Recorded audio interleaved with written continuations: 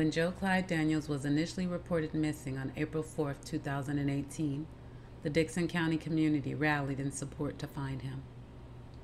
He was presumed dead a few days later. 3 years after Joe Clyde's initial disappearance, his body still has not been found, and the Dickson County community still wants answers about what exactly happened to 5-year-old baby Joe, who was autistic and nonverbal. Joseph Daniels, Joe Clyde's father, is charged with criminal homicide in the case.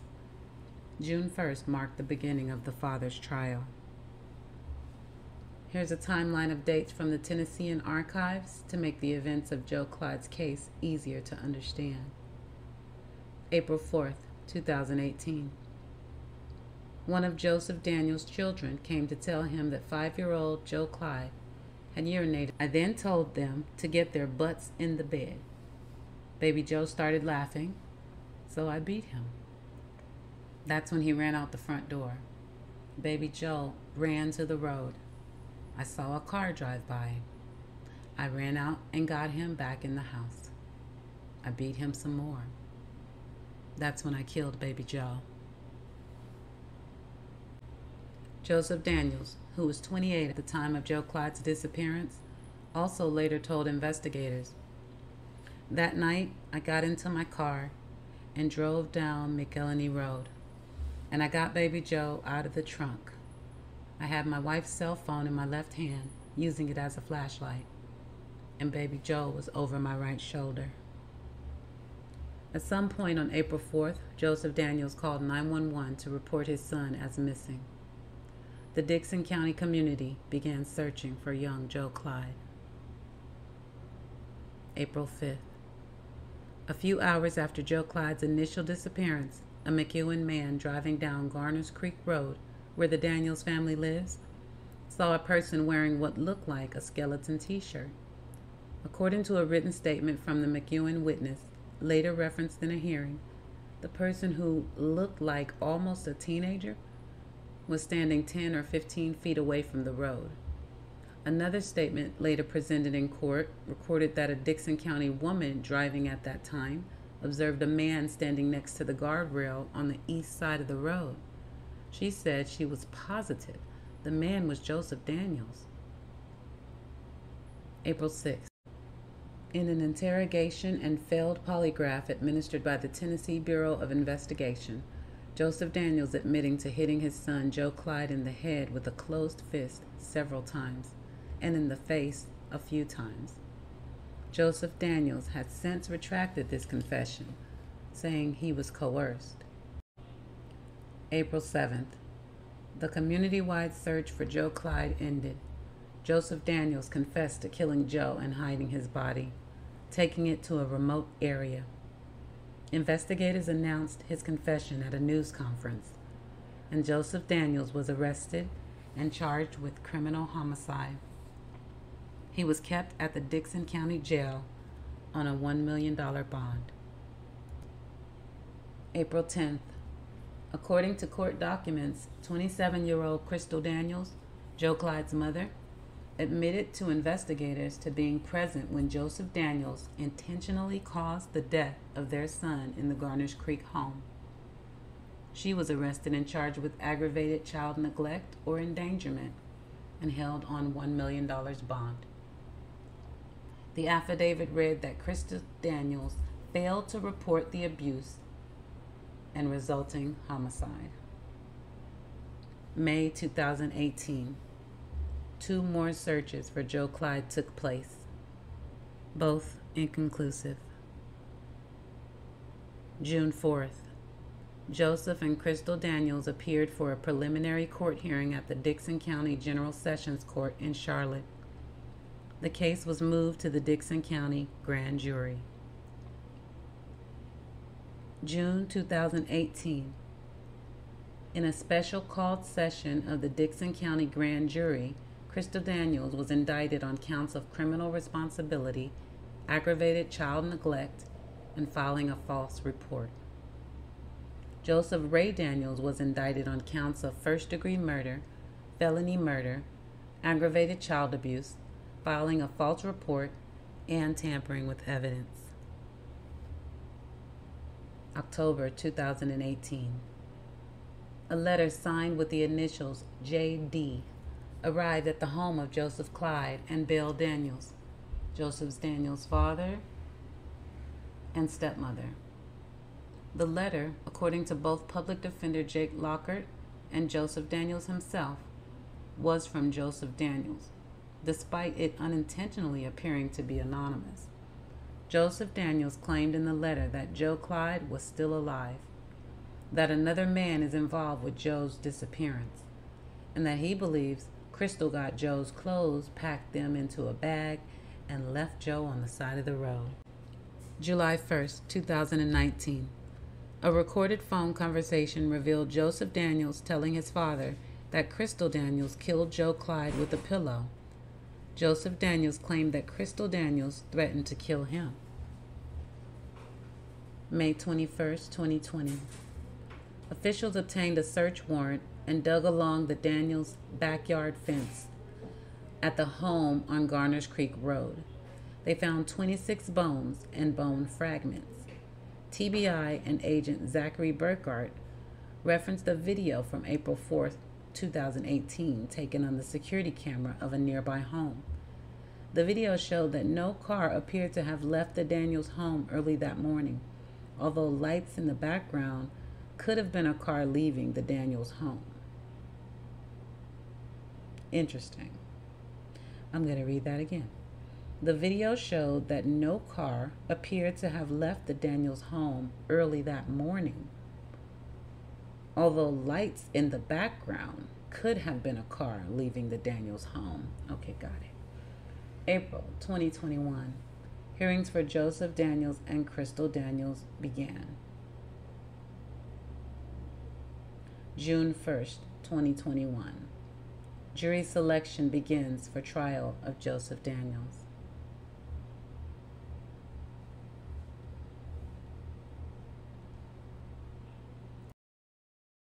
Dispatcher Chelsea Lampley answered the 911 call from Joseph Daniels on April 4th, 2018, when he reported his son missing and claimed he had escaped.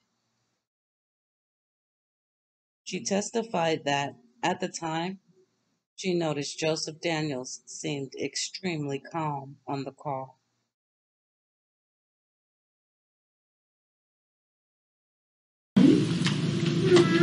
Two, three, four. Yep, okay. 5, okay.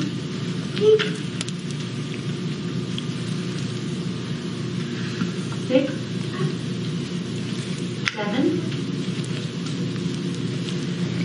8, 1. That's all? Good job.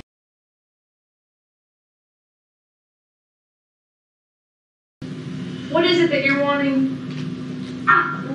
Hey, Joe, look at me, buddy. Look, I don't have an apple. I'm so sorry. Do you want me to bring you an apple on Thursday? Are you so mad at me because I don't have apples? Hey, be nice. I'm sorry. I really am sorry.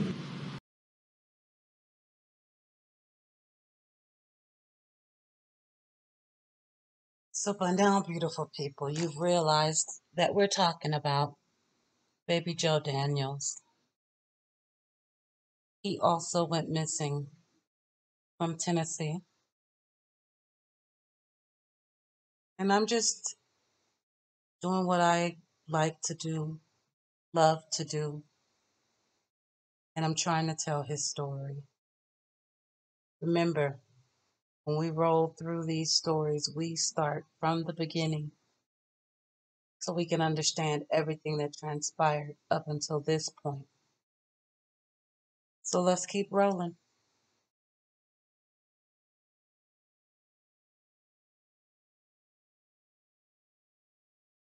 This comes on the second night officials are combing Dickson County for the little boy who went missing early Wednesday morning. Our Nick Barris just got off the phone with Joseph about his son, and here's what Daniels told Nick. Like everyone else, Joseph doesn't know why his son simply vanished. He had wandered off before during the day, but was easily found, but he had never left at night. Many have wondered why we haven't seen Joe's parents searching for him. Well, Joseph tells our Nick Barris investigators suggested he and his wife not join the search crews because their scent might throw off canine units. He also said police have questioned both him and his wife. Joseph hopes his little boy is still out there and somehow staying warm tonight, but he is also seriously considering the possibility the 5-year-old was abducted. Now, the sheriff says they don't suspect foul play, but they can't rule it out. It was another grueling day for both law enforcement and volunteers who have spent hours looking for little Joe. News Channel 5's Jonquil Newland spent the day with those volunteers, and she joins us in Dickson County with the latest on the search. Yeah, good evening, guys. Today's efforts were focused on expanding that search radius a little further out from this point here on Garners Creek Road. Now, the sheriff just gave us an update about 40 minutes ago and told us that there are a few official crews out right now continuing that search with special infrared technology and GPS technology. However, earlier today, there were loads of volunteers lending their hand and helping in the search. And we spoke to one volunteer who actually spent more than 2 hours on the road to get here to help in the search. Anthony Lyle, Steve Pirtle, Josh. Day number 2 in the search for little Joe Daniels began with loads of volunteers. On this day, they were separated into groups, loaded onto buses, and taken out to areas not yet canvassed by officials. I hope we find this boy here soon. Lou. Anything? No. Spread out across a tough terrain, volunteers searched every culvert, barn, and creek. We'll try to get this baby out here, so that's what we're hoping for. Over and under barbed wire, through ditches and up and down steep hills, these volunteers trek through thorns, briar, mud, and rocks looking for Joe. Susan Townsend spent more than 2 hours on the road to get here. I have a special needs son. He's 11 years old, and he is also nonverbal. When she saw the story about Joe's disappearance, she knew she had to help. Because we know that that's what we would want everybody to do if it was Isaac. Day 2 ended with no sign of the 5-year-old, but overnight, officials will continue their search.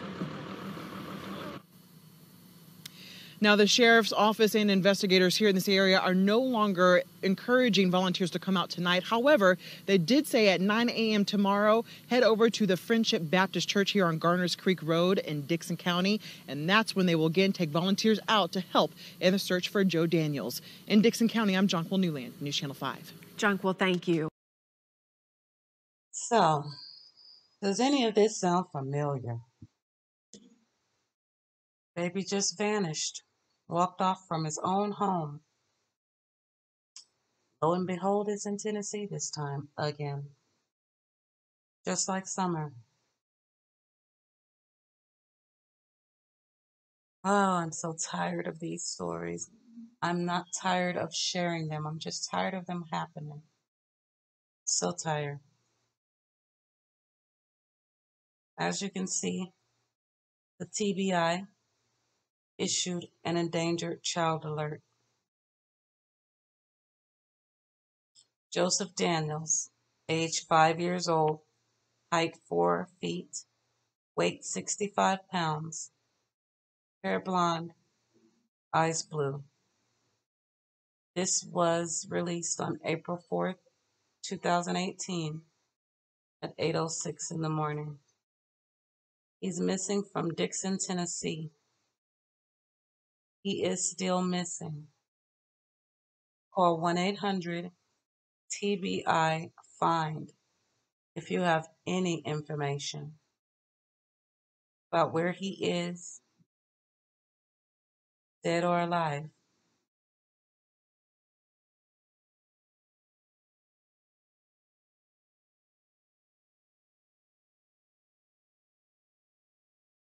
That handsome little man.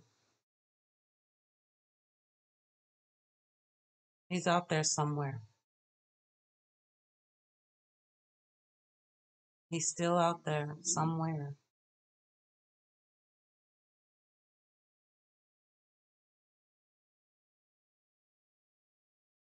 Desperate search continues right now for a 5-year-old boy missing for more than 24 hours. Joe Clyde Daniels disappeared from his home Tuesday night, but no one's giving up hope just yet. And News Channel 5's Sophie Nielsen-Colding is following this search in Dickson. Sophie, they're asking volunteers for help now. Right, and volunteers have been helping since last night. I just spoke to one man, actually, who says he's been here since 8 o'clock yesterday morning. Just because he's from here, knows the area, figure he can be of help. He told me that yesterday, as part of their search, they actually drained some of the ponds around here over around Joe Clyde's home, hoping to find the boy. They have TBI out here, Dickson County Sheriff's Office, a bunch of different agencies looking. Last night, people were also looking, just combing fields, doing grid searches, trying to find this little boy. We know that Joe Clyde is 5 years old, left his home after 5 o'clock, left his home on Tuesday after his parents had put him to bed. It is freezing cold out here. There's a freeze warning here in Dickson County, and I can tell you from standing out here right now, it's bitterly cold, and this little boy is wearing nothing more than his pajamas, which are described as black pajamas with a skeleton on them. Just one of the reasons people are out here so desperately hoping to find him. That's why I'm here, because I don't know what I would do if it were me, so I want to help. The TBI says that Joe Clyde is nonverbal, he doesn't speak, and that he has an autism spectrum disorder. Important to note if you happen to be the one who finds him. The search for volunteers is happening this morning. 9 a.m. is when they're asking people to meet up at the Friendship Baptist Church here in Dickson. That's on Highway 70 West. Live in Dickson, Sophie Nielsen-Colding, News Channel 5. So at this point, 5 years old, you're out there in the bitter cold in your pajamas. Cannot even imagine.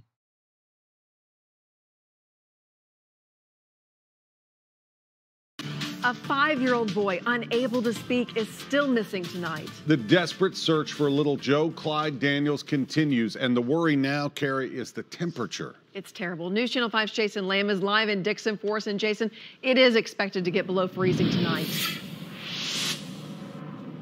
That's right, and that's why some of the elements of this search for Joe Clyde Daniels are continuing even though the sun is down, including infrared helicopters that we can hear in the air right now. All this on a day where this community truly pulled together.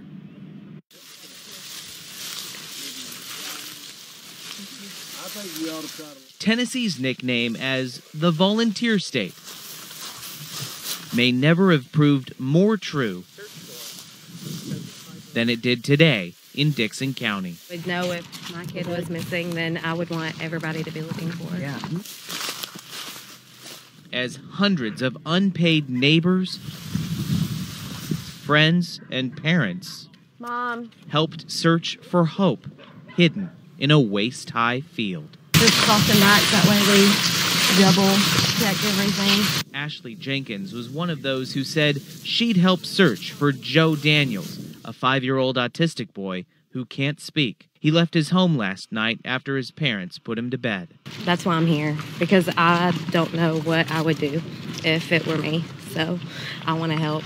We'll get in there. Meticulous grid searches aided by GPS turned up no sign of the 5-year-old. That field looks pretty deep. He could be laying down or something, but I feel like the helicopters would have seen it.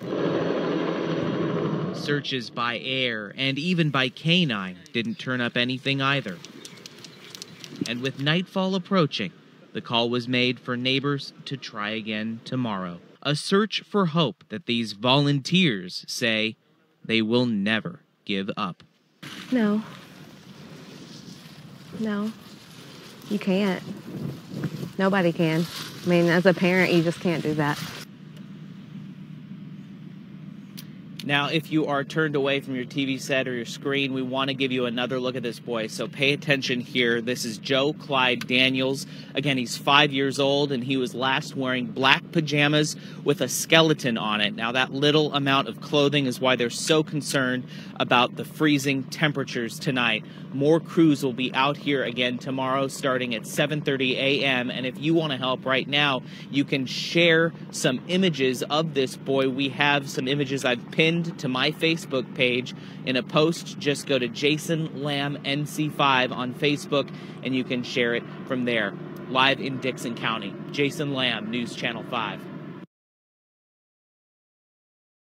So credit and much love to Jason Lamb, News Channel 5. Please go over and find him on his Facebook. All I did was literally search for, and I did a Google search. I didn't go straight into Facebook. And I searched Jason Lamb, NC5, Joe Daniels. And it brought me right in. I'm going to share a little bit, but as they said, he followed the case from beginning to end. So I bet there's some good stuff. Even if I don't get to it all, you should check it out. And also, I know that Nick Barris mentioned when he was doing his Summer Wells Facebook Live that he also covered Joe Daniels. So I will be looking into Nick's coverage as well. He's very thorough, and I like that. But just to give a quick shout out for Nick as well. Let's look at a little bit of Jason's footage. And remember, this is still very early on in the missing or endangered alert. And the weather's starting to get really bad. It's going to basically freeze over. So they're trying to get as much done as they can before that happens on this particular night.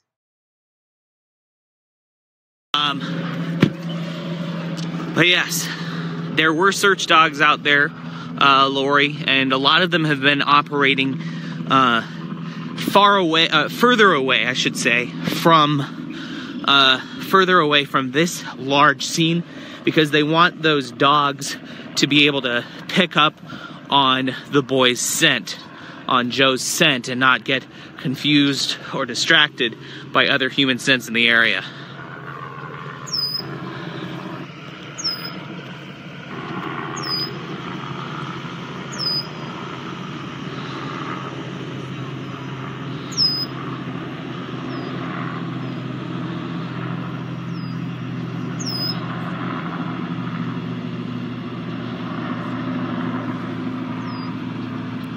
You know, Rebecca's asking about how much ground they've covered. I don't know a specific number. I haven't had an opportunity to look at the map, the GPS map that the Sheriff's Department and others may be using, but it has got to be several square miles, if not even several dozen, just because this is just such a big search with so many people, including volunteers, out here looking for him.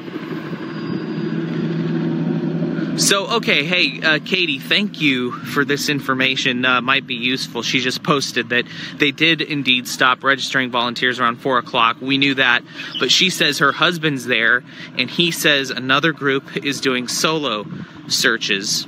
So these may be just people that are out on their own looking for this boy as the sun sets and we get toward a cold night here in Dickson.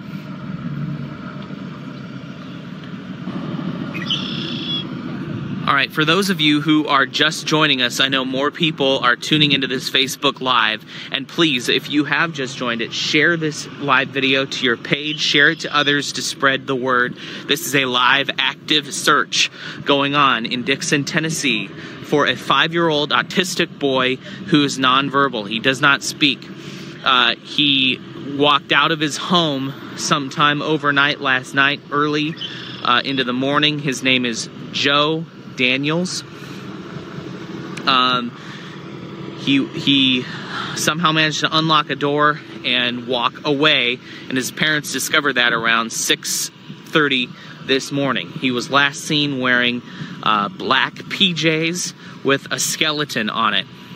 Just a incredible search continuing on live here on Facebook. So if you have just joined, share this video to your page as this search continues and the THP helicopters continue overhead. Again, the THP is going to continue with air coverage. They will continue with air coverage after the sun goes down. They have infrared heat sensitive cameras that might be able to spot people outside even though they can't see them because it'd be so dark out. That will continue. We don't know exactly what else will happen. The crews are meeting right now to discuss that. All the different agencies talking about what resources are available to them, be it ATVs or ground searches or what else may be out there tonight.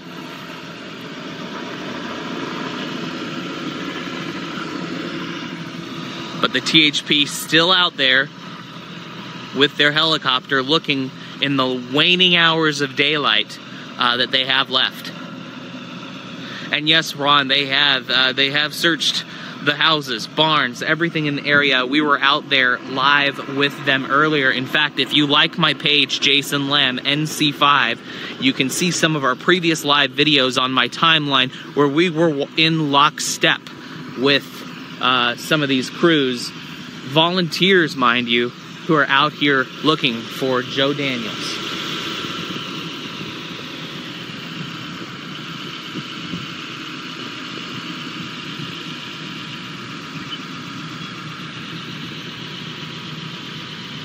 A lot of people watching now from across the country. This is a story that is making national headlines at this point, this search for a 5-year-old boy.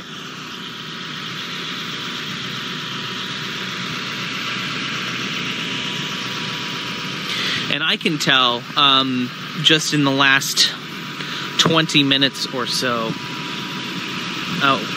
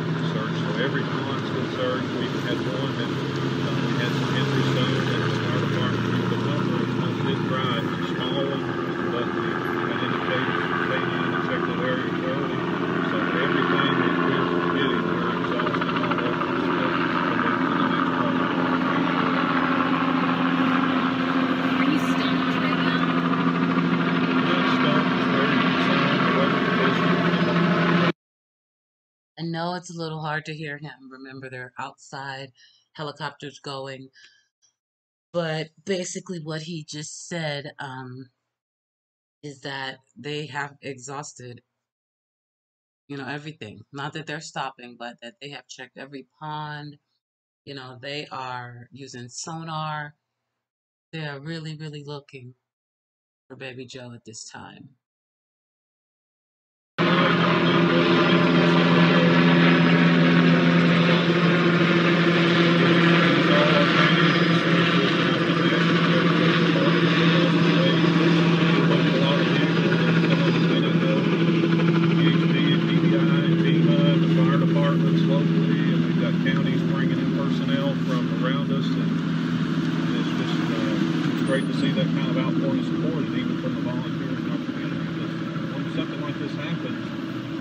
On the resources we have. If I put every deputy we have out here, first off, I wouldn't be able to because we're still answering responses for calls for service and this is going on. But even if we had that, we wouldn't have the volume of personnel that we have from all the agencies coming together. Plus the specialties with each agency for training that they have. What do you think that says about the people in this community, out here, many of them obviously on their own time looking for this boy? It's just a care and compassion of people that, especially the grown up in this community or live here, and they respect one another and know each other, and we know that it could be us tomorrow in the same situation, that we have to call upon our neighbors, our friends, and our agencies to help us in the same circumstances. How large has been the area that you guys have searched on foot, and then maybe have seen overhead, just as a general idea? Well, it's much broader, of course, from the aircraft and even the TBI's plane, broader than the helicopter. But we're looking at probably, I know on foot we've scoped that down with the grids, probably a half a mile, 3/4 of a mile radius, but the aircraft are going miles outside of maybe a 2-mile radius. And again, so the helicopter will stay up through the night with FLIR and things like that?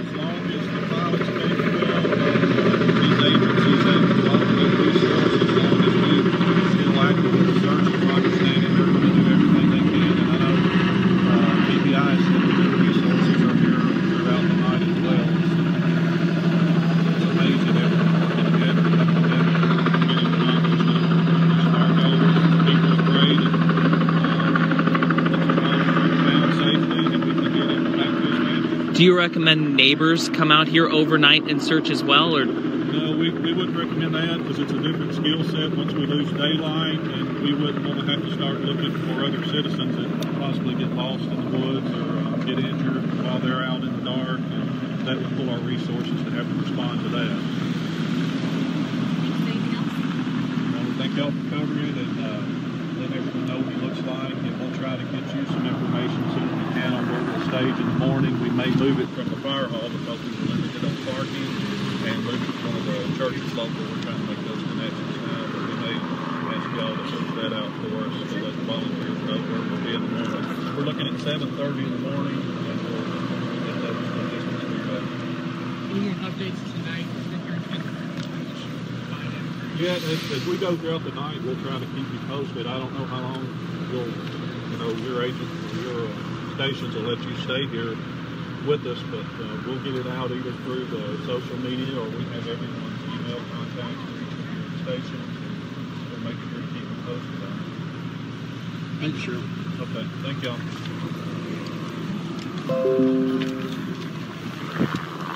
All right, folks, I know you couldn't hear a lot of what Sheriff Bledsoe was saying, Sheriff Dickson County Sheriff. I'm going to try and recap it here for those of you watching.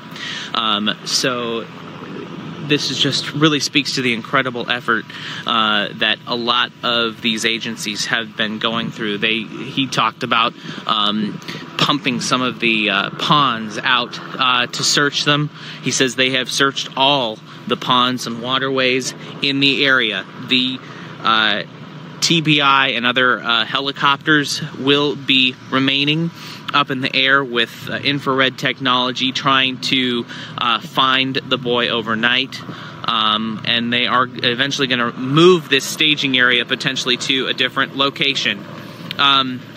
The sheriff said that he did not recommend that that neighbors continue to search. He said that they will have other crews out here searching throughout the night, professionals, but he said because of the different skill set that's required in searching at night, he recommended that neighbors and others in the area do not come out here and search overnight. But again, this is Jason Lamb with News Channel 5 based out of Nashville. We are in Dickson County, Tennessee, Tennessee City, just west of Nashville, and we're noticing, of course, more and more people coming in to this Facebook Live broadcast, this live active search for a 5-year-old, a missing 5-year-old autistic boy, Joe Daniels. He is nonverbal, so he can't speak, which is certainly complicating this search as the sun goes down. We just got an update from the Dickson County Sheriff Bledsoe, who gave us an update on the search crews. So again, that's Jason Lamb, News Channel 5 on Facebook. Check him out. I just wanted to share this. Lord Jesus, just shelter this baby. I know there's a hedge of strong and mighty angels that encamp around us. Lead, guide, and direct their path. Amen. Jennifer Blakely Booth. And there's another prayer here. Tammy Jo Branning Martin. That's a great idea. Praying for the family. God, please protect this little child. Bring him home safe to his mommy. Send your angels to guide him and protect him. In Jesus' mighty name for this little boy. Amen. That was 3 years ago.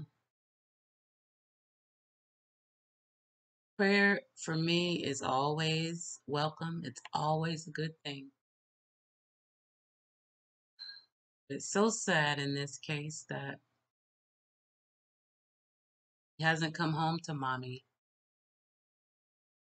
Furthermore,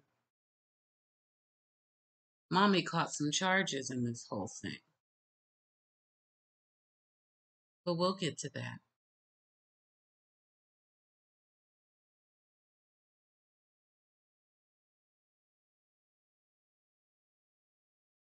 Now, crews search for an endangered 5-year-old boy. Joe Clyde Davis has not been seen since last night. News Channel 5's Jason Lamb is in Dickson tonight, where the search is still underway at this time. Jason, the little boy doesn't speak? That's right. He's also autistic. Those factors are complicating this search. We're off of Garners Creek Road here in Dickson near the boy's home, where you can see it is awfully busy back there. Now, if you're turned away from the screen, I want you to look at this. This is a picture of the boy that they are looking for. This 5-year-old, Joe Clyde Davis, has been missing since overnight. Somehow, after his parents put him to bed, he unlocked the door to his home and left. His parents discovered him gone around 6:30 this morning. Now take a good look. He was last seen wearing black pajamas with a skeleton on it. Meanwhile, the search today has been extensive. Crews used dogs to track the boy's scent. On top of that, helicopters have been in the air every 30 minutes or so. But perhaps most impressive has been the turnout of volunteers to look for Joe. At least 40 or 50 people have come out, meeting at the Tennessee City Fire Hall in organized groups to search for him, looking over every square inch of land nearby to see where he could be hiding. Of course, the hope is they can find him before the sun goes down, when the task will get a lot more difficult. We talked to a volunteer searcher who's also a mother. She says she had to come out and help look for the boy. Well, anytime anything happens around here, everybody jumps in and helps. I probably wouldn't live anywhere else just because of that. Everybody's pretty close and helps everybody out.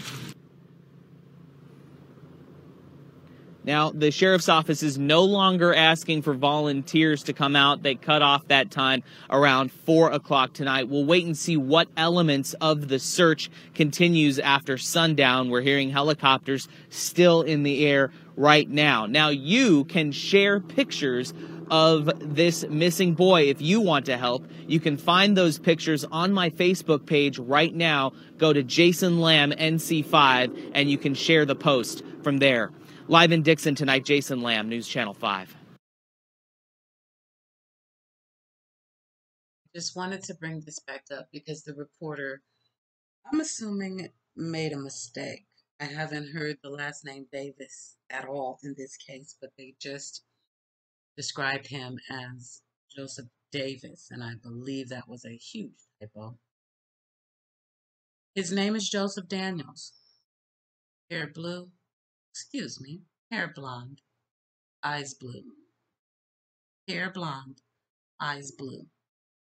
Joseph Daniels. This is directly from the Tennessee Endangered Alert that went out, remember, back in 2019. We are rolling through this story from beginning to end so that we all understand and we can all start to tell his story. I think it got a lot of coverage initially. I'm proud of how the TBI came out, and as you can see, the volunteers are just heaven sent. Super shout out to them, every single one of them out there in the cold at night, Thank you. Thank you so much. But we're going to keep rolling. Oh, I have so much to say, but I want to let the story unfold. And best believe we're going to chat about this one.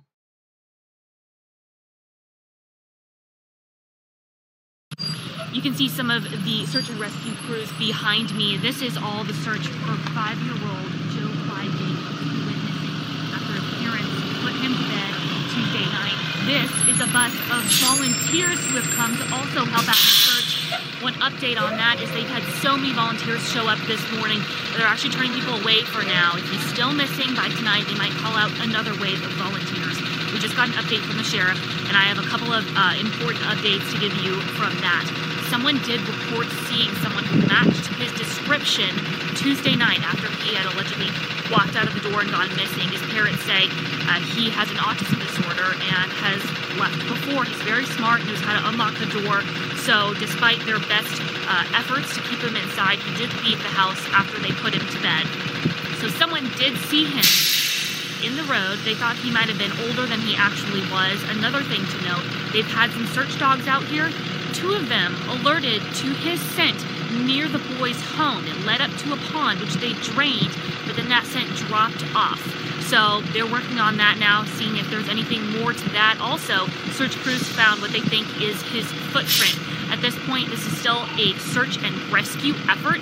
They have no reason to believe that foul play is suspected, but they're not ruling anything out, just hoping to find this boy. You may have remembered some of the awful weather that we had Tuesday night. Strong storms blew through here in a lot of Middle Tennessee. That's the night that he left and went missing. And since then, overnight tonight, it was below freezing. So if he's still out there, he's been out in some really harsh temperatures. That is one of the many reasons they're so worried about this guy. Another reason that might make it a little more difficult for the search and rescue effort is that he is nonverbal. So he's not going to be calling out, they don't think, for help. Obviously, his family's distraught. So many people have come out to help, though. It really shows you this town coming together, this part of Dickson County near Tennessee City.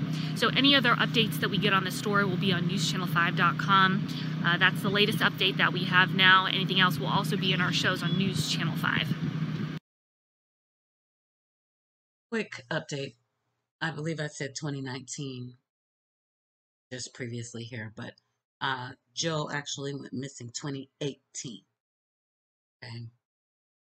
2018. It was actually on April 4th of 2018. And as you can see from this article here,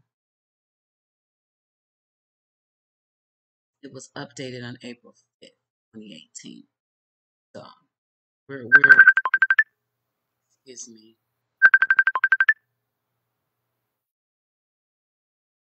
So yeah, 2018, April 4th. And if you don't know this story and you're just joining, I invite you to replay, definitely, when you have the time. But we are looking for a 5-year-old autistic, nonverbal little boy at this time in this video.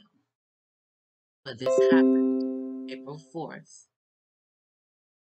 2018. Now let's keep rolling.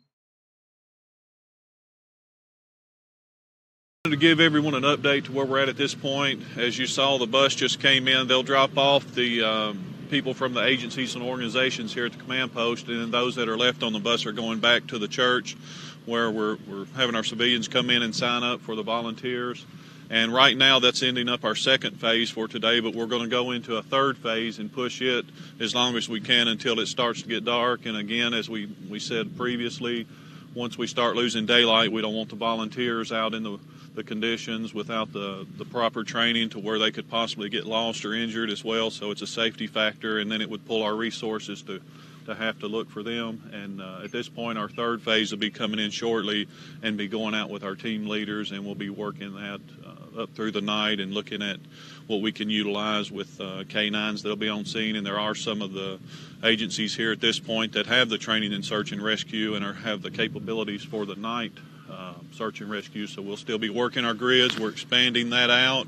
We've covered approximately a mile out, and now we're expanding that out past the mile, and everything around this point, even north of us, everything's being considered as we work it out. Any new signs of anything out there?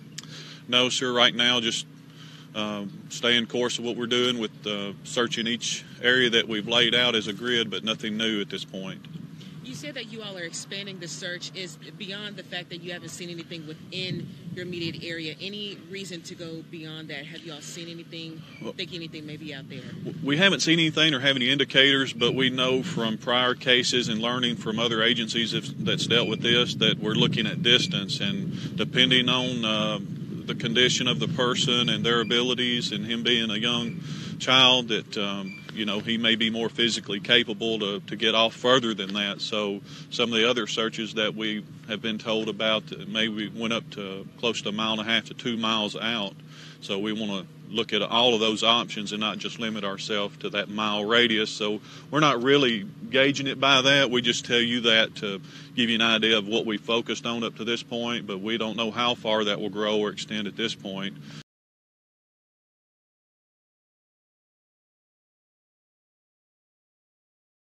We're just going to try to exhaust every effort, and while we have volunteers coming in, it's a perfect opportunity to put them with our team leaders. And again, I would ask if anyone, today we should have enough volunteers to finish out this third wave, but we'll start again at 9 a.m. in the morning and start with our first phase of grid searches again. And we ask if you are going to volunteer to be here early for that, because we'll have a limited number as to what we can send out with the teams.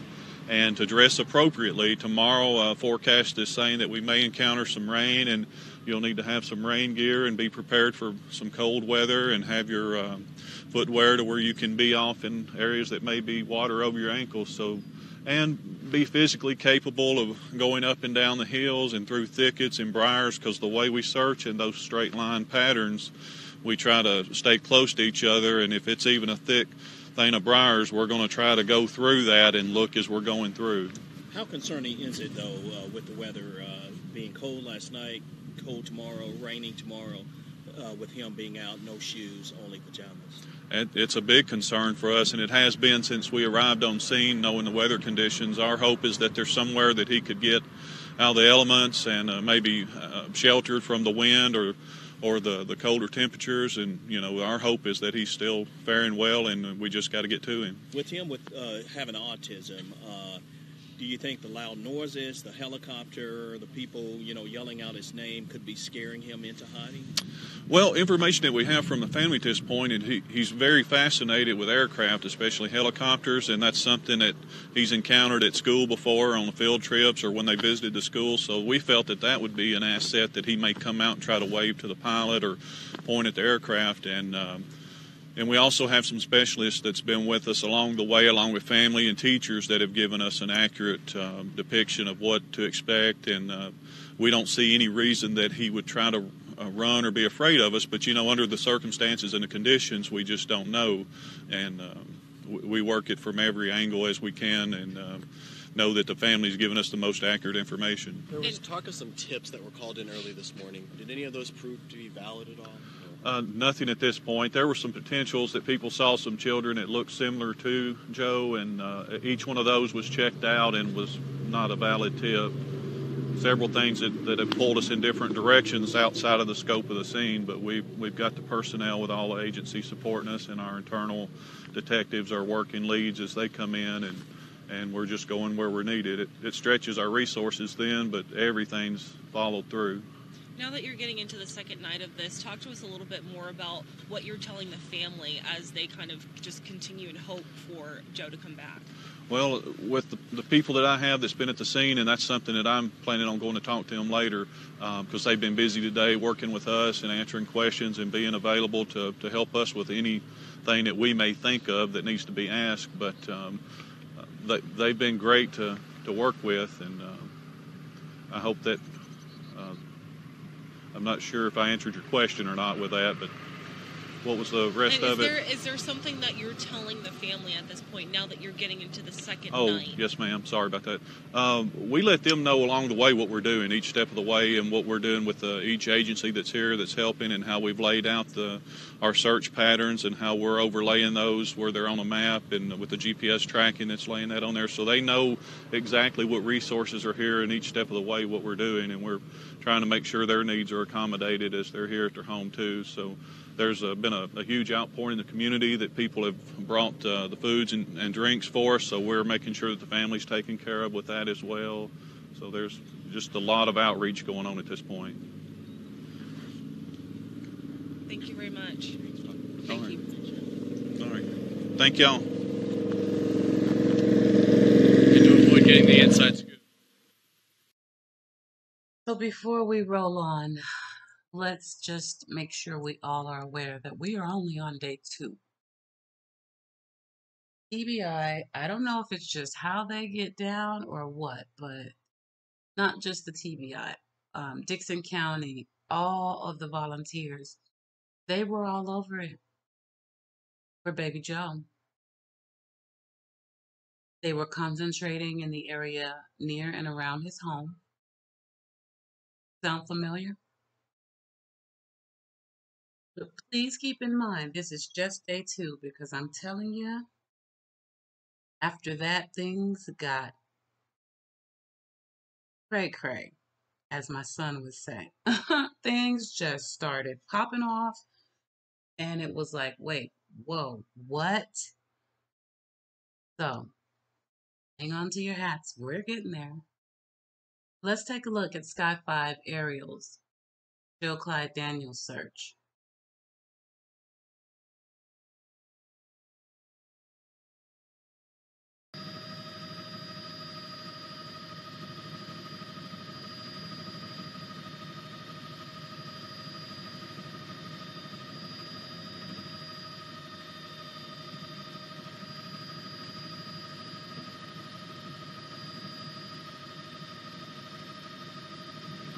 What a massive area.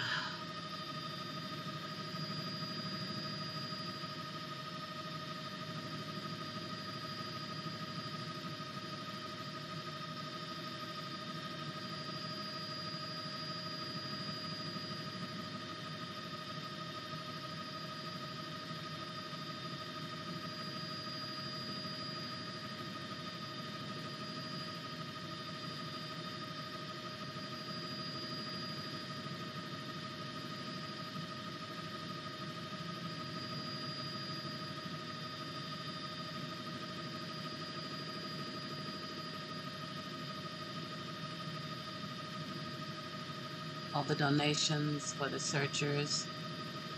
Awesome. Dickson County Emergency Management Agency out there.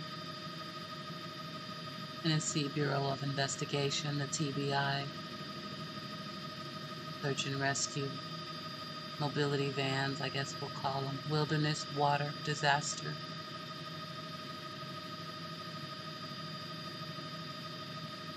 They had hundreds of volunteers.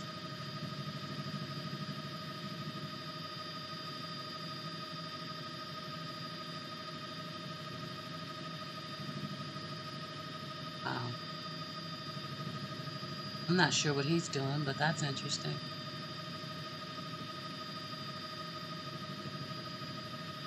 Maybe just searching. I would say they pulled out all the stops. Thank God for that.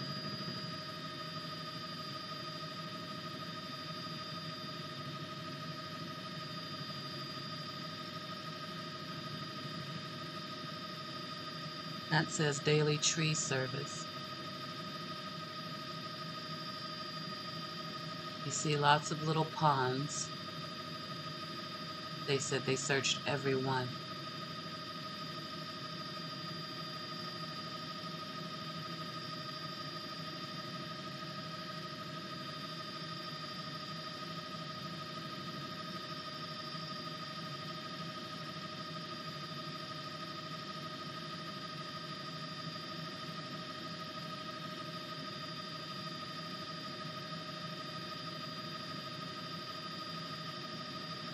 quite a few neighbors around them. Not as rural as Rogersville or the Ben Hill Creek little community. Just as many woods and thickets.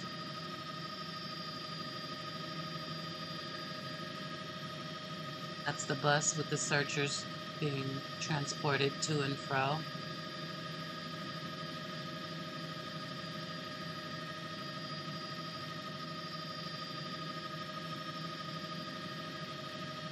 Such an expansive area to have no idea where that baby went. I cannot imagine being one of those searchers. I mean, you want to just teleport and be everywhere at once, but thank God we got the helicopters flying and the searchers on the ground,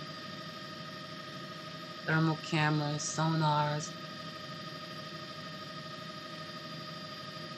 Thank God for technology that we can see through this sort of terrain, because look at that. 1 million people couldn't search this terrain.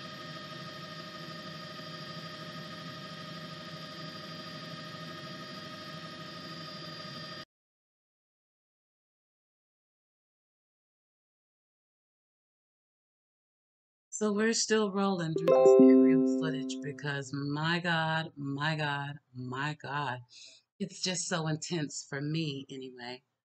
Watching this, knowing that they're searching for this little boy, knowing a lot more about how this story turns out. There's so much I want to say already, but I'm trying to roll through this. Oh man, the search efforts are amazing. We'll just say that for now. Let's just look at a little more of this aerial search or footage from the search.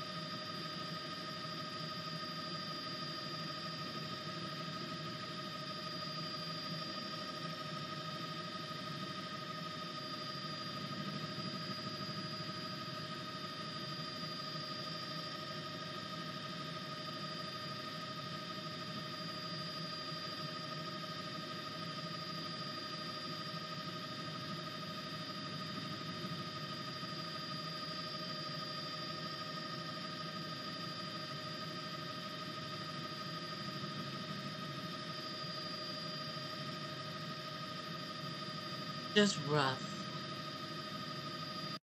It's just really, really rough to watch that. Thinking about what they might find, where they might find him. This is an excellent video. As you can see, it's over an hour long. Sky 5 Aerials, News Channel 5, Nashville. This was live, and you should certainly check this out. I wish I could share the whole thing. I could share the whole thing. There's so much more to this story that we have to get into. Just a little bit more of the aerial.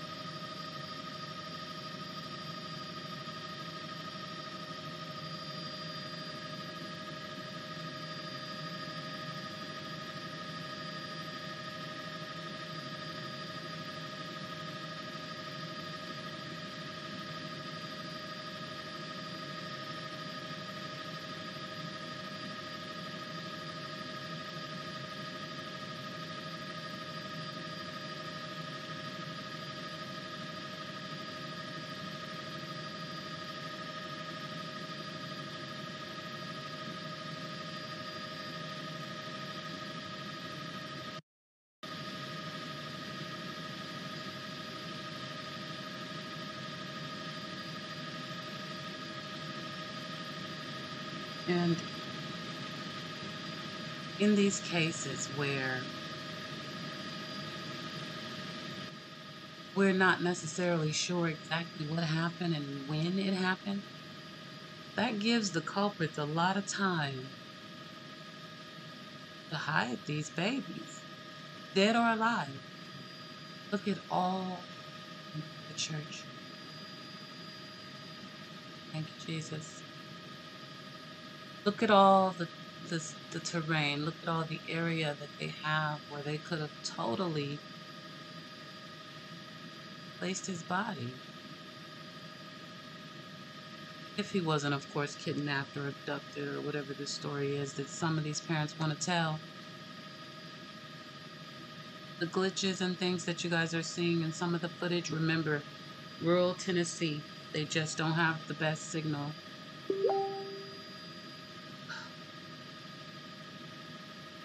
Where is baby Joe?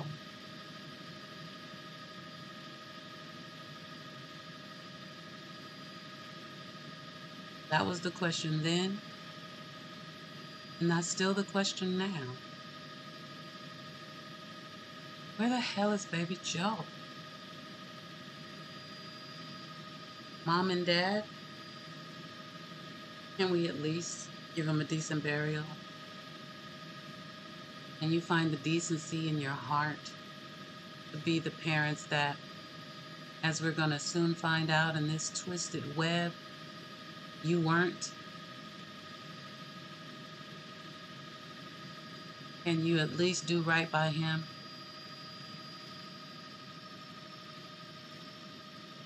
And give him a decent burial?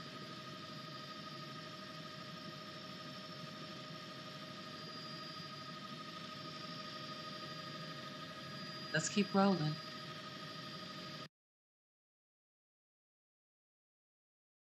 All right, let's get into the thick of things. Here is the 911 call from the father of baby Joe, Joseph Clyde Daniels. Call 1 on Wednesday, April 4th, 2018, at 6:22 a.m. with a GMT offset of -300 minutes. Agent ID is extension is 106. Where's your emergency? Yes, this is Dickson County, 911? Yes, sir. Okay, I live on 1112 Garners Creek Road, and my son has escaped, and we cannot find him. Okay, how old is your son, sir? He is 5. Okay, you said you live at 1112? He has autism. Yes. Okay, and you said he has autism? Yes. Okay, how long ago was he last seen? Last night. Okay, all right. And what's his name? His name is Joe. What's his last name? Daniels. What was he wearing last night? He was wearing pajamas. What kind of pajamas? What do they look like? I tell you what, my wife would know better than I would on that. Okay. Do you know how he got out of the house? He must have unlocked the door. Okay. And he got out. What's his date of birth? 7/30/12. Okay, sir. And you said his name was Joe. What was his last name? Daniels. Daniels. Yes. Okay. And what's your last name, sir? Daniels. Okay, what's your first name? Joseph. All right, Joseph. And what does he look like? He's got blonde hair, and blue eyes. Okay. And, Okay, blonde hair, blue eyes. Anything else? How tall is he? He's about, I would say 4, about 3.5, 4 feet tall. 4 feet tall. How much does he weigh? 65 pounds. 65 pounds? Okay. Yes.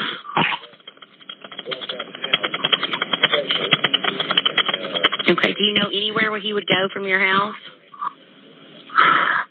I do not know, because we don't know. He has an answer for one neighbor. So I do not know where he would have gone. Okay, is he nonverbal or is he verbal? It's nonverbal. Nonverbal? Yes. Okay, and how severe is his autism? He's also got ADHD with it too, so that doesn't help anything matters. So, but it's not so severe, but it's pretty significant where he can't talk and he's unable to communicate. Okay. And we have to. He tries to pay himself, but we have to pay them. Okay. All right, sir. And what's your phone number?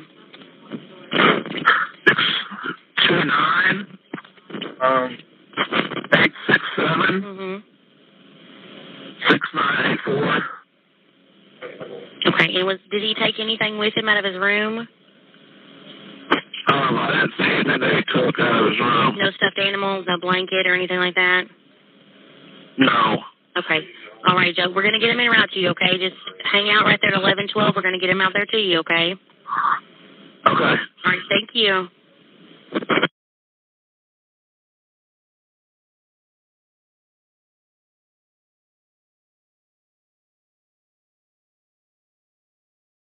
So, a lot of mixed reviews in the comments when this was aired.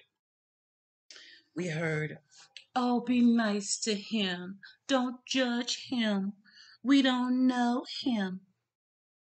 And then we heard others saying, he sounds really calm to me. I think I'd be freaking out if I were making that call. April 4th, 6:22 in the morning. You wake up and realize your 5-year-old is not in their bed. Not only that, but you know, for a fact, allegedly, that they have walked out of your front door and you don't know when.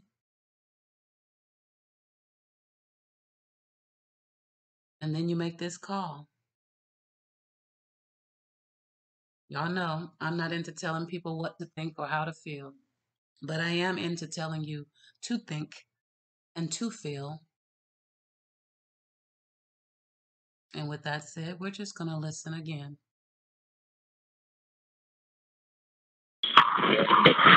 Where's your emergency?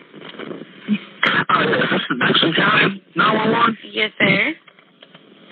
Okay. I live on 1112 Garners Creek Road. Mm-hmm. And my son has escaped, and we cannot find him. Okay, how old is your son, sir? He is 5. Okay, you said you live at 1112? He has autism. I do want to point out the choice of wording here.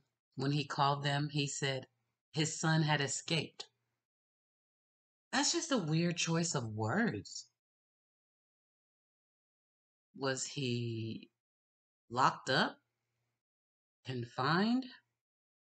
Well,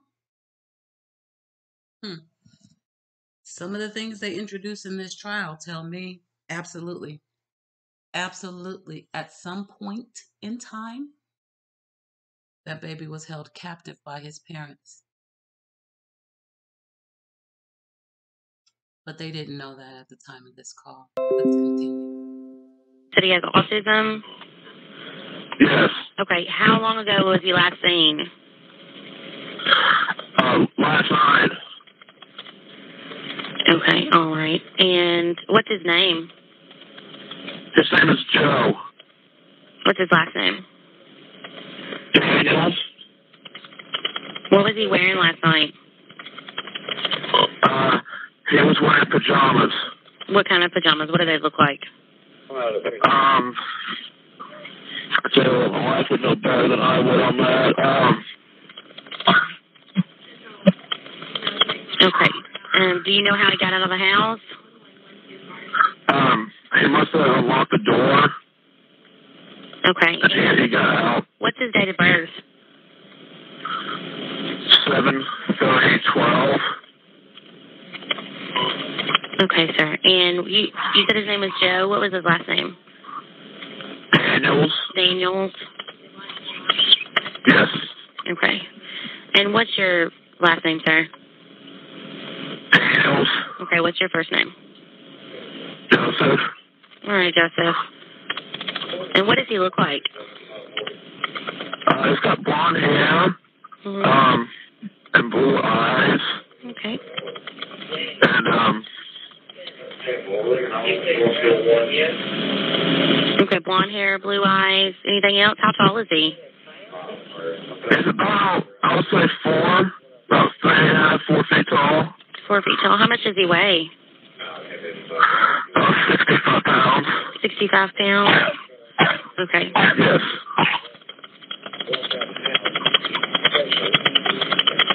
Okay. Do you know anywhere where he would go from your house?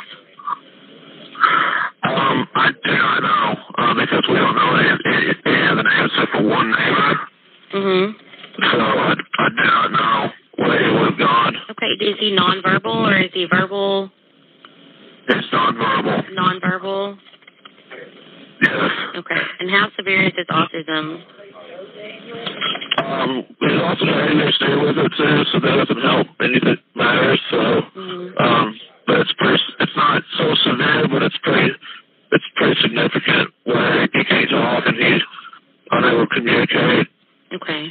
And we have to. He tries to pay himself, but we have to pay them. Okay. All right, sir. And what's your phone number? 629 867 6984. Okay. And did he take anything with him out of his room? I didn't see anything that he took out of his room. No stuffed animals, no blanket or anything like that? No. Okay. All right, Joe. We're going to get him in route to you, okay? Just hang out right there at 1112. We're going to get him out there to you, okay? So as I said, we're getting into the thick of things. And there's twists and turns. I know you've probably already got your suspicions, but I'm going to tell you. The jury has already deliberated at this point in life, meaning June 30th, 2021. That's a done deal.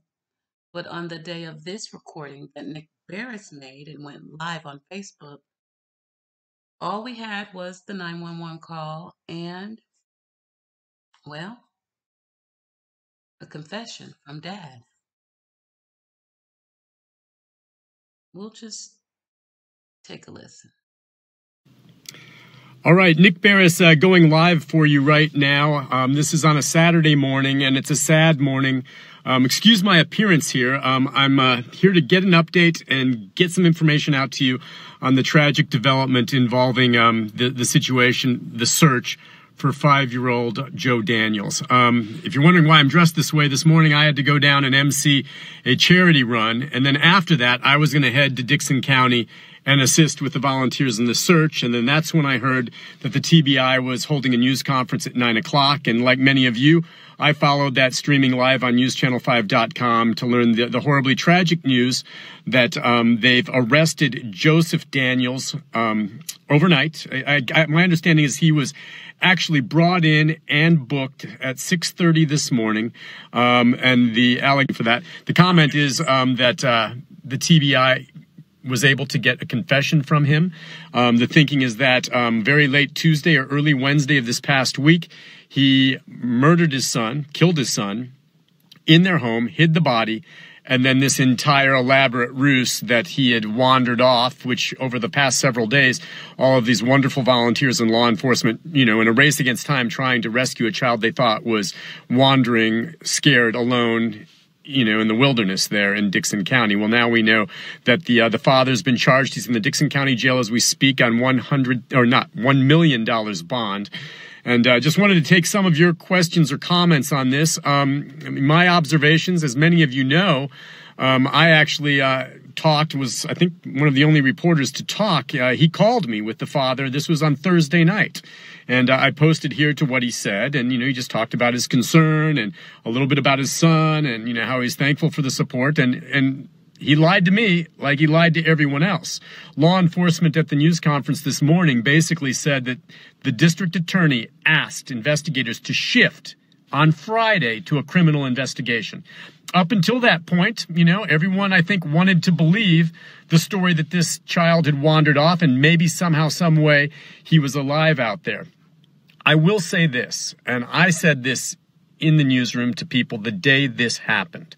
I said, you know what? Hopefully the child wandered off and they find him quickly. But if they don't find him very quickly, then almost always it comes back to someone who knew him, a family member or something like that. I really suspected, I didn't know who, from the very beginning, that foul play was involved. But early on, law enforcement had no indication of that. What is it, and we don't know yet, what is it that led law enforcement to make this arrest? And we should say right now, the mother is not charged with any crime, not under arrest, though the case remains open. But I think one of the big things that really had law enforcement scratching their heads was, okay, if this child wandered from the house, was basically barefoot or in footy pajamas, there would be the scent that the canine unit would hit on. And all we heard was that there were a few footprints found and a very vague scent that ended up near a pond, but they drained the pond. The child wasn't there. That could have been residual scent left from the child earlier. They never found any more beyond the yard or anything along those lines. And they're just like, wait, these dogs have strong sense of smell and did not hit on a scent. And that had to be one thing that had them scratching their heads. Wait a second. It doesn't appear as though he's in the ponds. The dogs aren't hit on any scent. Did he ever really walk out here? And I think at that point, at length, the parents were questioned over and over and over again. And I have a feeling that in the course of those questions, the story might have changed, or, the father, ended up contradicting himself. These investigators are very good at what they do. I don't know the details of what it was that the father told them, but eventually, according to law enforcement, he cracked and confessed that at some point on late Tuesday night or early Wednesday, we don't know if this was something he planned all along, or maybe, this is an autistic child, can sometimes be a handful. Did he kill the child accidentally? Regardless, it doesn't matter, because he tried to cover it up. And, there's no excuse for harming a child in this situation, regardless of the reason. I'm just curious how it came about and what he's told them. What is interesting at this hour is they still have not, as far as we know, recovered the body. During the news conference, the TBI didn't go into detail about whether or not the father told them specifically where the body was. If they were out looking for it, yes, they are. I believe that they know probably where the body is and that they have set up a crime scene and they haven't brought the child back in yet, okay? But they do certainly believe, unfortunately, that the child is dead. But I think they have an idea where the body is. I would assume if the father confessed, he told them something along those lines. But they're not just going to go in there willy-nilly, bring the child out, and no, they have to set up a crime scene. They're going to have to process it. This is now a criminal case. Even with this alleged confession, it's anyone's guess, what will happen once the father gets a lawyer, likely a public defender, and then is he going to try to defend himself? Is he going to claim he didn't do it? Is he going to claim it was an accident? All those types of things. All right. So we don't know. When will we learn more about the details of this? A preliminary hearing, okay, will be scheduled. A date is not set, but it'll likely be within the next week or so. At that preliminary hearing, law enforcement will present what it was that led them to the arrest of this individual. Wonder if he drowned him in the pond and hit him. We don't know. We will find out at the preliminary hearing. Let's see, what else do we have here? Yeah, a lot of people suspected something was fishy here. The mother's name is, I believe, Crystal Daniels. That's what some people here are saying as well. Again, you find it hard to believe that maybe the mother had no idea about this, but trust me, law enforcement's not stupid. They're questioning her, and they're not going to cut her any slack if they think she's involved. So they're working that side of the case, and if they had some evidence to tie her to it, you bet they would have her already in custody with the father. That's not done deal yet, but it's not fair to say that she's involved until we hear officially if she's charged by the police. But just imagine for a moment if she truly was completely in the dark on this. How devastating is this for her? One fell swoop, she's lost her husband, who now we know is an awful person, and she's lost a child. And my heart goes out to her if she truly was in the dark on all this. My heart thinks about her and her family and everyone else. So, and trust me on this, by the way, if they have the confession, they have the video, that's very powerful. But for the prosecution of this case, they definitely, in my opinion, need to recover the body. It makes the prosecution that much more strong, the case against the individual. They want to recover the body. You can prosecute and convict without it. But aside from the criminal case against the father, I just think it's very important that this child's remains be recovered so that he can be given a proper burial, and may he rest in peace. Nick Barris, Channel 5. Everyone, please check out his whole Facebook page. He is really, really into the children and telling their stories. He is very fair. He will reserve his judgment until evidence comes out, but you'll find, especially in the aftermath videos, he's usually on point.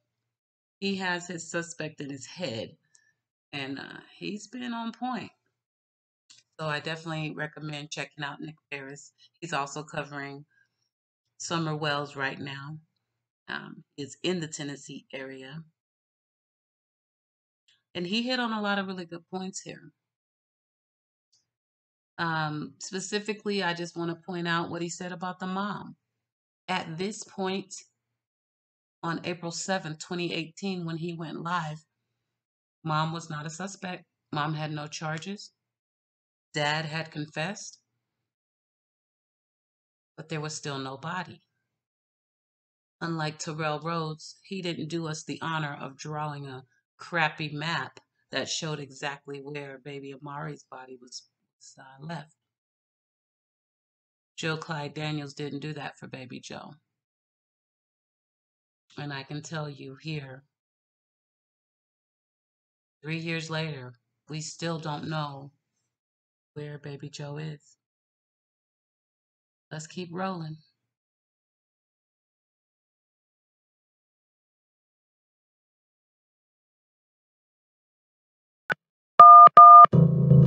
When the 911 call came in from Joseph Daniels about his 5-year-old son, my son has escaped and we cannot find him. For first responders sprang into action. It wasn't uncommon to be called out there because little Joe had left the house. I think that's kind of what threw everybody off a little bit on this one. A few days into the around-the-clock search, the focus shifted. When Joseph Daniels admitted to me that he had killed Joe Clyde. Donning a T-shirt with the phrase "Super Dad" printed on the chest, Daniels was taken in for questioning.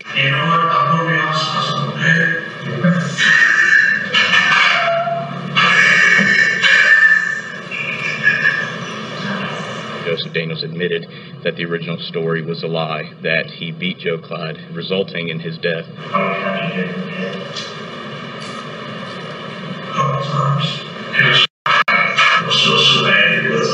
So Joe Clyde placed him in the trunk of his car and took him to a remote area where he dumped and disposed of his body.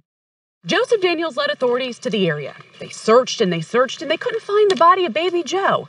And then his story changed. I am now telling you the truth about that part.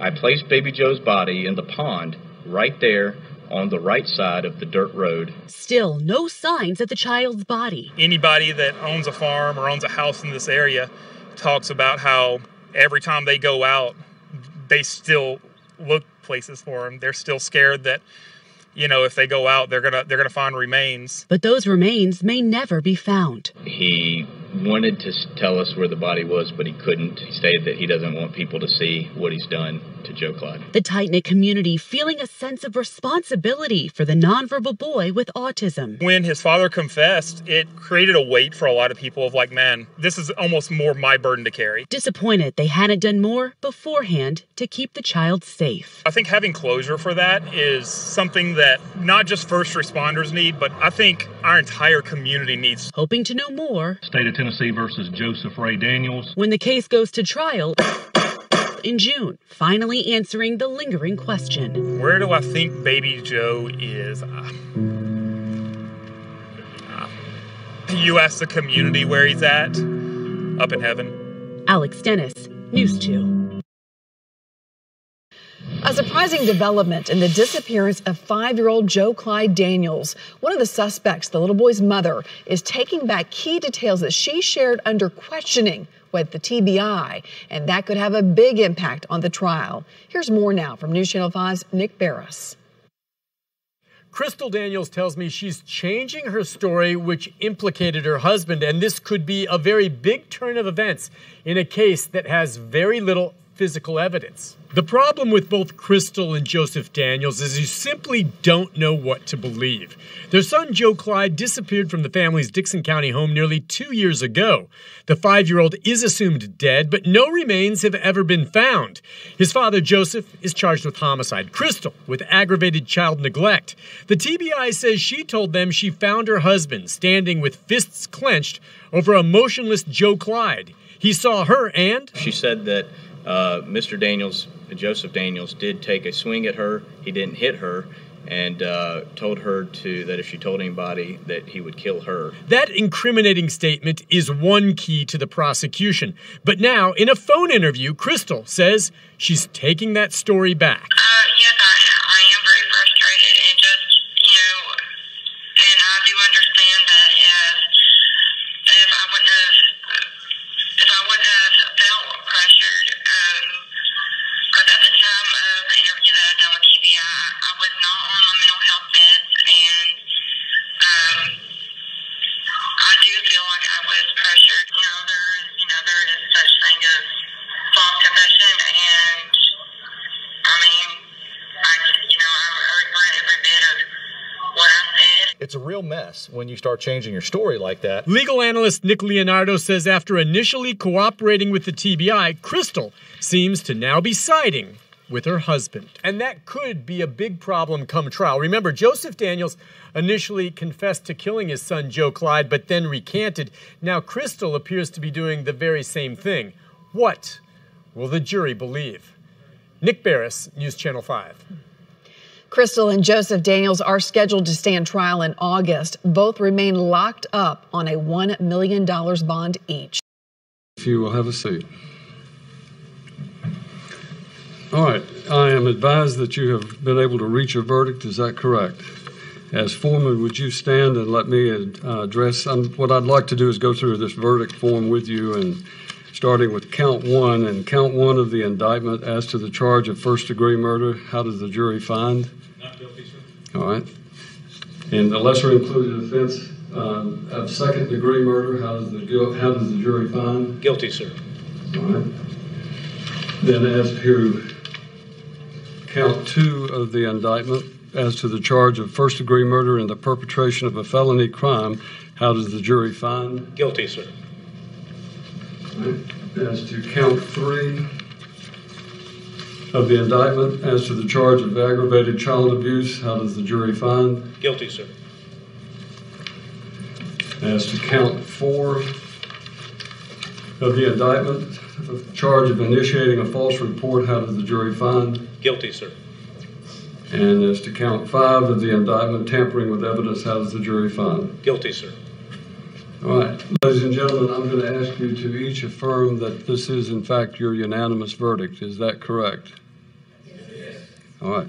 So the record reflects that the juries have all unanimously affirmed this is their verdict.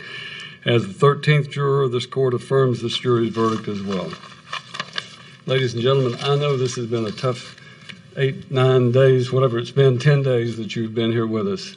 I can only tell you that on behalf of the entire Dickson County, we and the 23rd Judicial District, we thank you for your service. You've given it a lot of attention, a lot of effort, and taken it very seriously as your role as the jurors. So thank you for your assistance, and you may now exit the courtroom unless there's something. Is there anything that either side has before I discharge the jury? All right. Then, ladies and gentlemen, thank you. You may return to the jury room, and we'll make arrangements for your transportation. If you'll hand that to the bailiffs, they'll turn that in. So.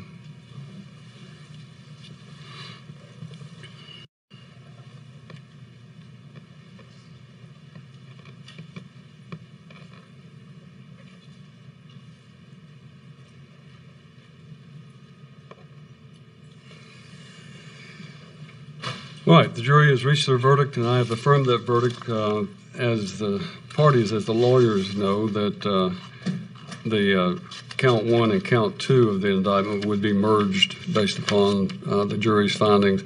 We would need to set a sentencing hearing for the remaining counts, which would be 3 through 5, and the sentencing hearing date that I can propose would have to be in September.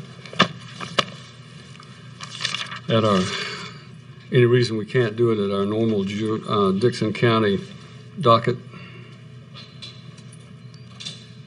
We'll have a pre-sentence report prepared, and then we'll have a sentencing hearing on September the 14th at 1 p.m.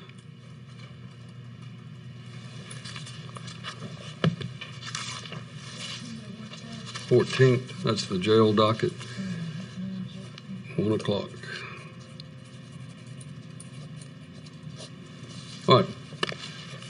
Based upon those facts, then the court will remand Mr. Daniels to the custody of the Dickson County Sheriff's Department pending the sentencing hearing on September the 14th.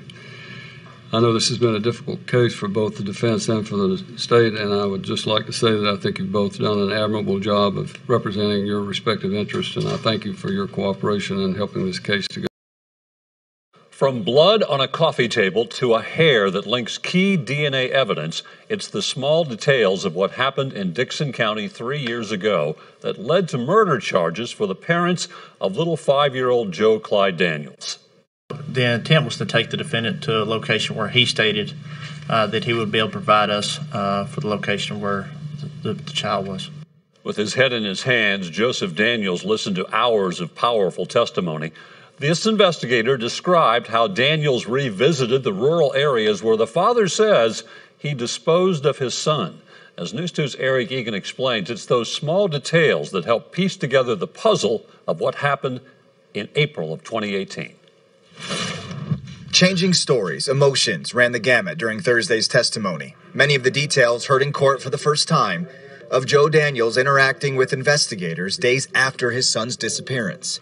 Baby Joe's body has never been found, but his father asked agents to take him to several bridges in Hickman County, claiming that's where he took the child. The information that he had described during this encounter with Mr. Daniels was that he had placed the child off of the bridge into the water. Into the water? Yes, sir.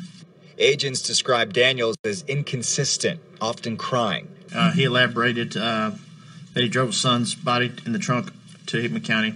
Once we were able to get to the Pioneer River, that's where he stated that he took the body from the trunk of the vehicle and threw it over the bridge. There were moments, according to testimony, Daniels tried putting blame on Baby Joe's mom, Crystal Daniels, who's charged with separate crimes. Thursday, the prosecution also citing evidence involving DNA on a shovel.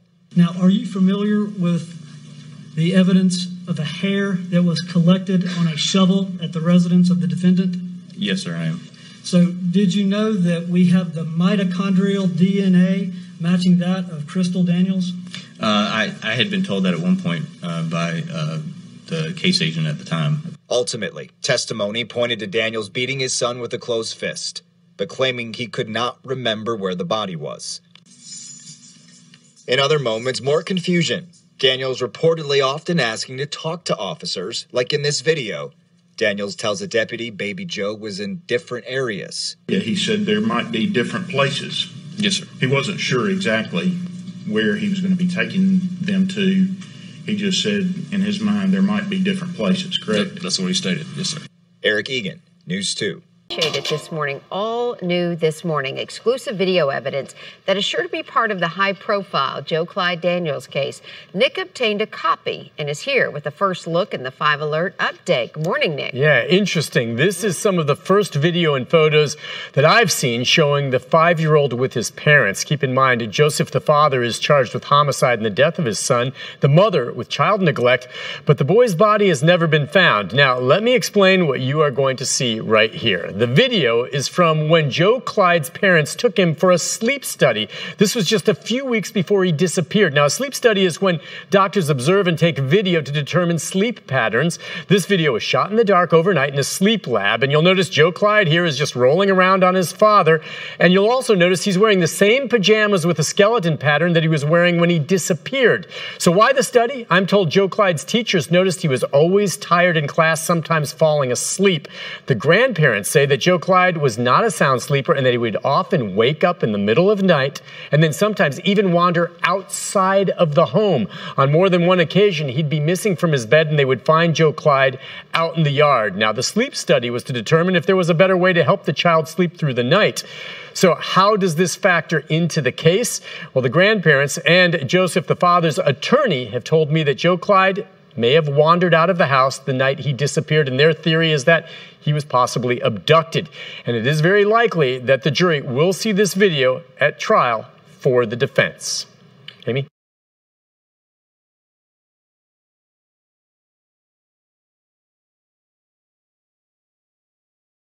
Emotions run high.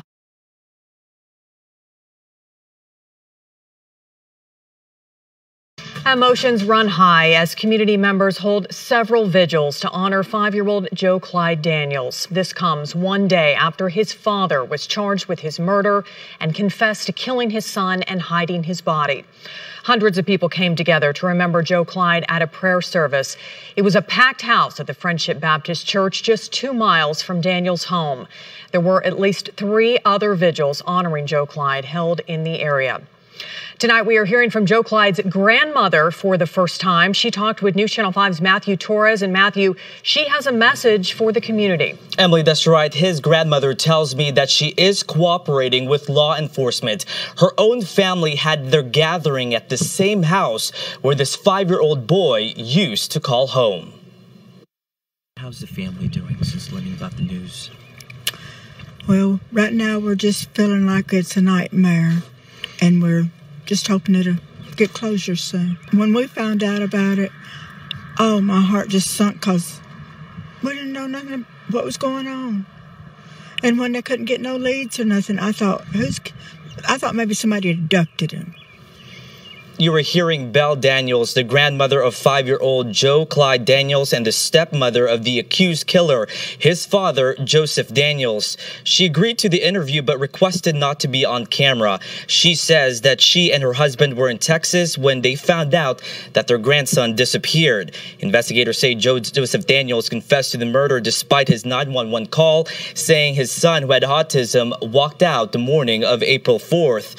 She returned the day before her son was arrested. It was shocking because you raise a child from way back. You think, you know him, you don't think a child, he would kill his own baby. She emphasized to me tonight that she is appreciative of all the work from the law enforcement, churches, the media, and of course the volunteers who have helped out in this case. Now, we have learned from the Dickson County Sheriff's Office, who I just got on the phone with, that they will continue to search for the body, which remains to be a mystery at this point. Tomorrow morning, he scaled back the recovery efforts last night to give crews much needed rest. Of course, we will continue to follow the latest developments in this search. Reporting live in the newsroom, I'm Matthew Torres, News Channel 5. Good evening, everyone. They were supposed to keep him safe. Tonight, both parents of missing 5-year-old Joe Clyde Daniels are in jail for his death. New court documents now say his mother was there when her husband allegedly beat their son to death. News Channel 5's Matthew Torres is back in Dickson County, where residents are demanding justice. For the first time, we are seeing both parents together in handcuffs and an orange jumpsuit. They appeared at the juvenile and probate court, likely regarding their 2 other children. And to know somebody could just do something this bad is just, you know. I mean, there's too many people out there that can't have children, and for us being grandparents and losing one of our own, it's heartbreaking. Emotions run high as more details emerge in the death of 5-year-old Joe Clyde Daniels. His mother, Crystal Daniels, has been arrested for child endangerment or neglect. I think she should have been charged with murder. Newly released documents say she admitted to being present at the house when her son was killed. Joseph Daniels is accused of beating him to death before getting rid of the body in a rural area. She admitted to knowing he disposed of his body but never reported the abuse or the homicide. To this day, crews haven't found little Joe. Everybody that come out here and put their time and effort to help look for this kid, give all these people the decency and the closure, and let's get that little baby's body found. This couple was there when the boy was originally the subject of an endangered child alert. Placing flowers and balloons outside the Daniels' home was the least they could do. Fly high, little Joe.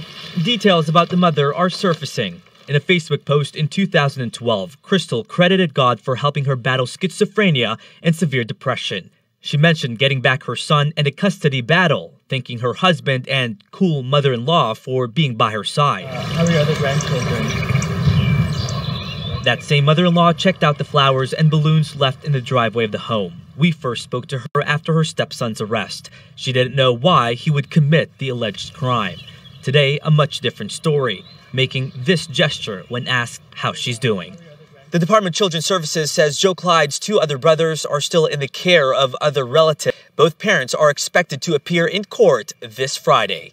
Reporting in Dickson County, I'm Matthew Torres, News Channel 5. Turning now to the case of baby Joe, Joseph Daniels will be serving life in prison with the possibility of parole in the death of his 5-year-old son. He was convicted of felony murder over the weekend.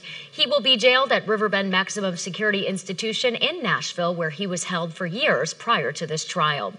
The mother of baby Joe, Crystal Daniels, is expected to be tried for aggravated child abuse and neglect. News 2's Josh Breslow takes a look at what we can expect in this case.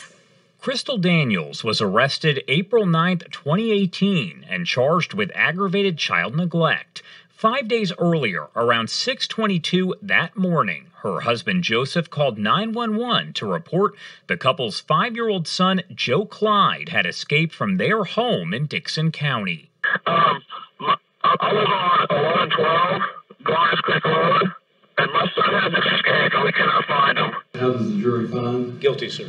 Joseph Daniels convicted over the weekend of felony murder after he confessed to fatally beating the boy who had autism and was nonverbal, then dumping his body in a rural area. The TBI saying Crystal Daniels was not directly involved in the killing of her son, but heard a loud scream, walked out of her bedroom, and saw Joe Clyde on the floor. Motionless, not moving, and Joseph standing over him with his fists clenched. She stated she never got close enough to check on him, not even to see his face. She went back to her room. She heard the car door shut. She came out of the room, saw that Joseph and Joe Clyde were gone. She said she went back to her room and went to sleep.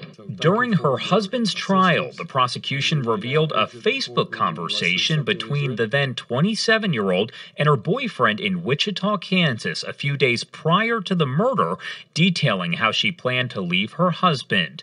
The key to that plan, $1,200 she received every month due to Joe Clyde's disability. That planted the seed in the defendant's mind. My wife can't leave me without Joe Clyde because she needs the $1,200 a month she gets for his disability to be able to make it. Crystal Daniels is jailed in Dickson County, where she's remained for more than 3 years pending her trial. Josh Breslow, News 2.